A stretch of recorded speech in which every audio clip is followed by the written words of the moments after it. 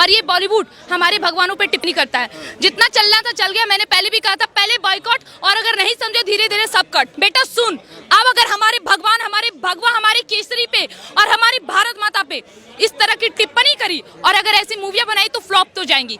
ये हमारे देवी देवताओं को मजाक उड़ाने वाले हैं। हमारा ग्रंथ कभी पढ़ने की औकात नहीं है इनकी। कभी भगवत गीता का पहला सार नहीं पढ़ के बता सकते कि उसका मतलब क्या है। ये हमारे धर्म पे टिप्पणी करने आए हैं।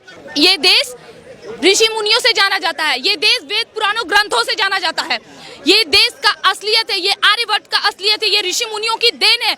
ऋषि मुनियों से बड़ा साइंटिस्ट, उन लोगों से बड़ा डॉक्टर और कोई नहीं है। नमस्कार, ऑल इंडिया न्यूज में आप सबका स्वागत है और मैं हूं दीपक शर्मा आपके साथ। देखिए, बॉलीवुड का बॉयकॉट ट्रेंड जो है वो काफ़ी समय से लगातार जारी है। इसी बीच बॉलीवुड सितारे भी अब इस फील्ड में उतर आए हैं और जनता को सबक सिखाने की बात करते हैं।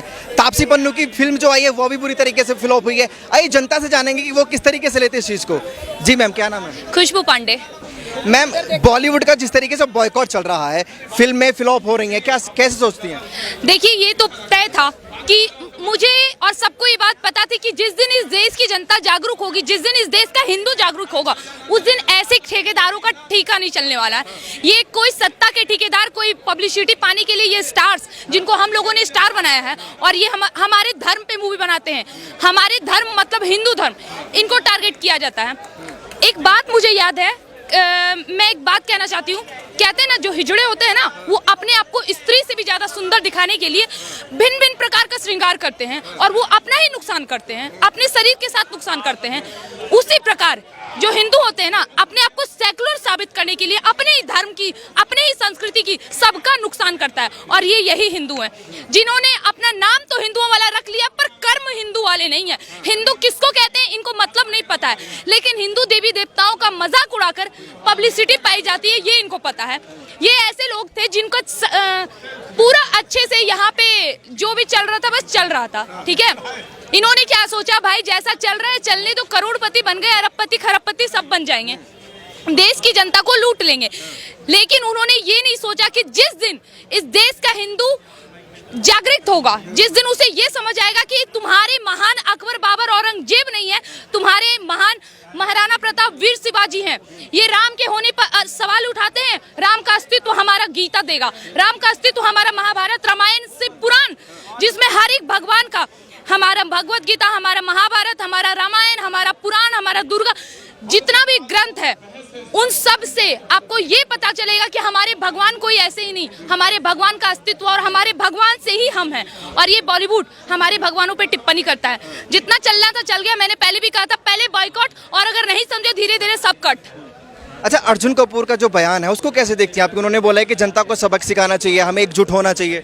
इसको अहंकारी कहते हैं। कहते हैं ना, जब पैसे की चर्बी चढ़ती है ना तो लोगों के माथे पे तांडव करने लगता है। ये पैसे का गर्मी, ठीक है। ये जो कपूर और खान परिवार वहाँ बैठे ना, इनको पैसे की गर्मी है।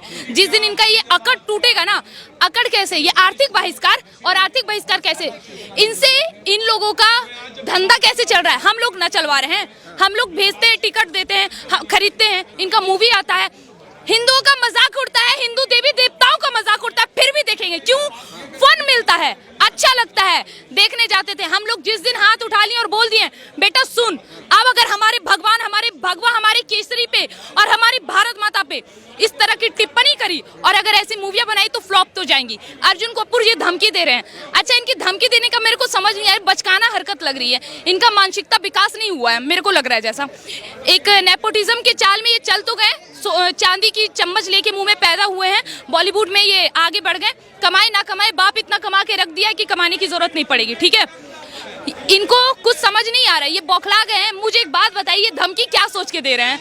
अच्छा, ये मूवी बनाएंगे और ये खुद देखेंगे, इससे क्या साबित करना? आप जनता को कैसे जवाब दीजिएगा? सोचिए, आप मुंबई में रहते हैं, अगर मुंबई की जनता इतनी जागरूक हो गई और पूरी की पूरी मुंबई उठ के चली गई आपकी हवेली पे, तो ना आप रहेंगे और ना ही आपकी हवेली रहेगी। इनकी धमकी मुझे समझ नहीं आ रही है, बचकाना खेल है। खैर कोई बात नहीं, ये बकरे की अम्मा कब तक खैर मनाएगी, एक ना एक दिन कटना ही है, तो ये कटने का समय आ गया, बस अब ये कटेगी। अच्छा, अनुराग कश्यप की एक मूवी आई है दोबारा, जिसमें तापसी पन्नू लीड हीरोइन है। तापसी पन्नू की जो इससे पहले फिल्म थी शाबाश मिट्टू, वो पूरी तरीके से फ्लॉप हुई थी। बावजूद इसके उन्होंने बयान दिया कि हमारी फिल्म को बॉयकॉट करके दिखाइए। अनुराग कश्यप कह रहे हैं कि हमें बॉयकॉट करके दिखाइए, कैसे देखती हैं? मैंने स्टार्टिंग में कहा सबका एक रीजन है, पैसे की गर्मी है इनके माथे पे। और दूसरी ये तापसी पन्नू की बात कर रहे हो ना, मेरा भी एक समय था जब मैं बॉलीवुड के एक्टर एक्ट्रेस को पसंद करती थी, जब मुझे सच्चाई, मैं भी एक बच्ची की तरह थी, सब लोग देख रहे हैं तो भाई हम भी देख रहे हैं, हमें भी उतना ज्ञान नहीं था, ये चलते गए। इनका एक मूवी आया था मुल्क, जिसमें इन्होंने बताया था कि इस देश में रहने वाले मुसलमान जिन्होंने दाढ़ी लंबी कर रखी है तो जरूरी नहीं है कि वो ओसामा बिन लादेन ही हो, ठीक है। वो ये बता रहे हैं कि देखो सारे मुसलमान एक जैसे नहीं होते। और क्यों हम उसका मूवी देखें, क्यों उन लोगों का मूवी देखें जो आए दिन हमारे धर्म पे टिप्पणी करते हैं। ये हमारे देवी देवताओं को मजाक उड़ाने वाले हैं। हमारा ग्रंथ कभी पढ़ने की औकात नहीं है इनकी, कभी भगवत गीता का पहला सार नहीं पढ़ के बता सकते कि उसका मतलब क्या है। ये हमारे धर्म पे टिप्पणी करने आए हैं। सुनिए, हमारे धर्म के अनुसार, हमारे संविधान के अनुसार ये देश सदैव धर्म के अनुसार चला है, प्राचीन काल में भी और इस काल में भी। अगर नहीं चलता तो धर्म के आधार पर इस देश के दो टुकड़े कभी नहीं होते। ये देश ऋषि मुनियों से जाना जाता है, ये देश वेद पुराणों ग्रंथों से जाना जाता है। ये देश का असलियत है, ये आर्यभट्ट का असलियत है, ये ऋषि मुनियों की देन है। ऋषि मुनियों से बड़ा साइंटिस्ट, उन लोगों से बड़ा डॉक्टर और कोई नहीं है। और ये इस पे टिप्पणी करते हैं जिन्होंने गीता का पहला अक्षर नहीं पढ़ा हो, जिन्होंने रामायण में क्या है ये नहीं देखा हो, जो राम पे टिप्पणी करते हैं, राम के होने पर सवाल उठाते हैं, सीता के नाबालिग होने पर सवाल उठाते हैं कि वो नाबालिग थी और उनका विवाह कर दिया गया। अरे तुच्छ इंसान, मुझे इन्हें इंसान भी नहीं कहना, इन्हें 15 मिनट के लिए भेजो मेरे पास, मैं बताती हूँ मेरे ग्रंथ का मतलब। साले तुम्हारे चौथे पूर्वज निकलेंगे हमारे, या तो रामदास या तो राम सिंह, और ये हमसे बात करेंगे और बनाएंगे हमारे धर्म के विरुद्ध मूवी।